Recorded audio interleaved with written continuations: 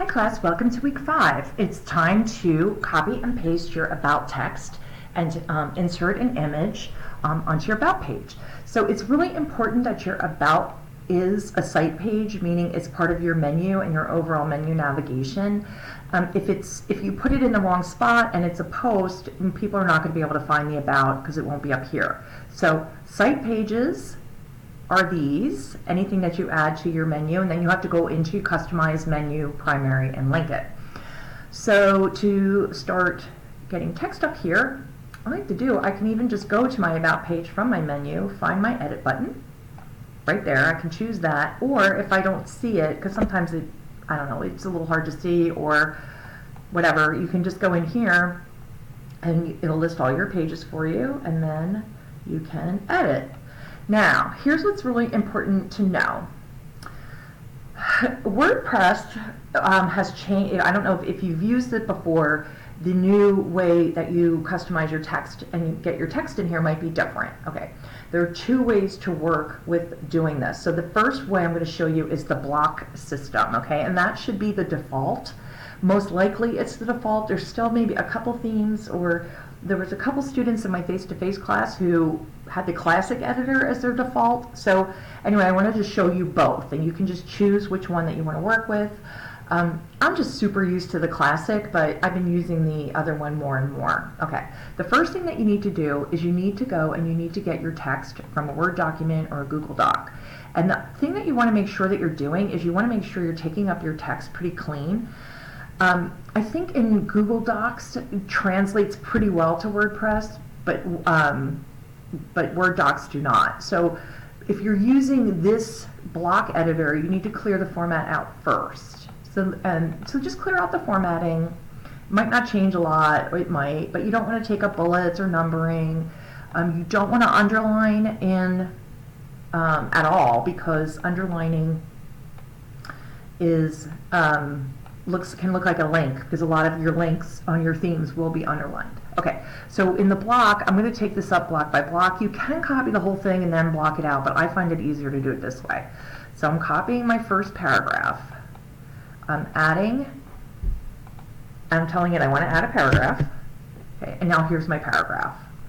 Now, I come down here and I want to add a subhead. Now, you don't have to have a subhead. If your about is pretty short, you don't really need one. But as we've seen from the assignment on the discussion board, a lot of about pages do have subheads because they're longer and you want to create scannability. My philosophy on about pages is more is more. More is better than less. But if you're going to have more, you need to really format it and make it scannable for your readers. Okay. Now, one way that we do that is with images, and we also do that with subheads. So mine is a little longer, so I'm going to add a subhead. So I'm telling it I want to add a subheading. I'm going to go back to my doc. Now, because this is formatted separately, I'm not taking them all over at once. The other way to do it is just to copy all of your text and then come in and add your subheads in as little blocks. So any way that you want to do it. All right. So now here I am telling it that I want to, oops, where'd it go? Heading. Now, when you post into your main title window, this is always going to come out as H1. WordPress does that for you automatically. And then anything else that you're going to do subhead-wise within the body is going to be H2. But if H2 just looks too ginormous against your regular text, you can use H3. You do want your subheads to be formatted to be a little bit bigger and in bold. So we're going to bold that. That does look really big. I know. So it's interesting because in this block setup, the subheads come out a lot bigger than they do in the other one. I'm not really sure what that's about, but I'm going to just leave this. And if I want, I can move this up. I can, so you can move your boxes around, your blocks around as much as you want. And then I would just go in and put in my next block, and so on and so forth. Now, when I want to add an image, let's suppose I want to add an image. Let's say I want to do that. Let's say I want to do that right here. Oops,